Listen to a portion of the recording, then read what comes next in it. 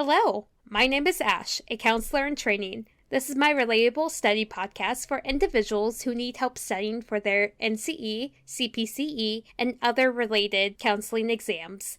I'm going to go through many questions from multiple resources and make the answers relatable to both you and me. So get your listening ears on and let's get studying. Which part of a client's history would be a cause for concern in terms of confidentiality and safety? A. School absences. B. Decreased appetite. C. Thoughts about death and suicide. D. Feelings of inadequacy.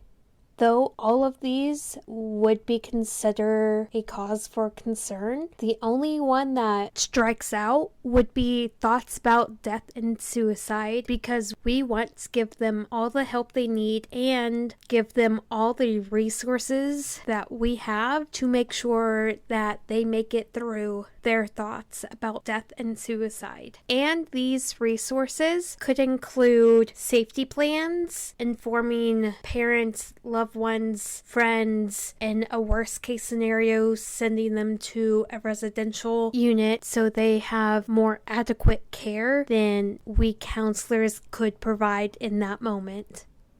What is validity? Validity indicates the degree in which a study's results captures the actual characteristics of what is being measured. Reliable results are consistent but invalid, but valid results will always be reliable. Take my height, for example. I will always be 4'9", and that is reliable because it's consistent, but sometimes it can be invalid depending on what the measurement is. On occasion, I could get 0.5 inches taller or shorter, depending on what the measurement is. Whereas validity is a test that measures the level of depression, because it depends on how the client or the person responds to the question on the depression tests. And those are always reliable. They may change, but they are reliable.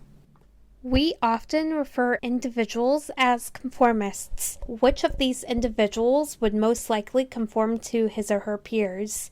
A 19-year-old male college student. B, a 23-year-old male drummer in a rock band. C, a 57-year-old female stockbroker. D, a 13-year-old male middle school student. The answer would be D. A 13-year-old male middle school student would most likely conform to his peers because he wants to impress his friends and other students to be in the in group. So he may do things such as trying to be super cool, be funny, do what the other kids are doing, so on and so forth, in order to conform to his peers instead of being his authentic self. A husband is concerned about his wife's excessive house cleaning, drinking, and argumentativeness. During a consultation, she is flirtatious with the counselor. This behavior began 4 days ago. What is the most likely diagnosis? A. Obsessive compulsive disorder. B. Hypomania. C. Histrionic personality. D. Essentially well.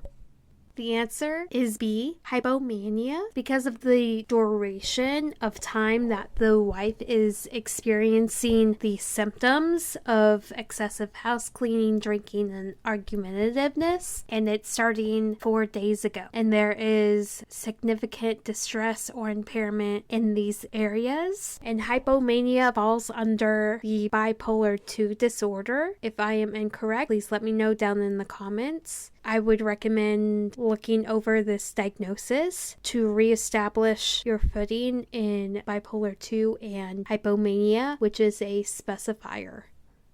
What is positivistic research? Positivistic research typically investigates causality by comparing members of a group with one another. An example would be a teacher who will give 8 children a spelling test, and she will divide the group 4 members and 4 members. She will give one group the spelling test in the morning, and then 24 hours later she'll give them the same spelling test. test. And then the other group will do the same thing, but in the afternoon. And they will be tested again within 24 hours, but in the afternoon. And then she would compare the results from the morning group, from the afternoon group, to understand which time would be better to present spelling tests for her students.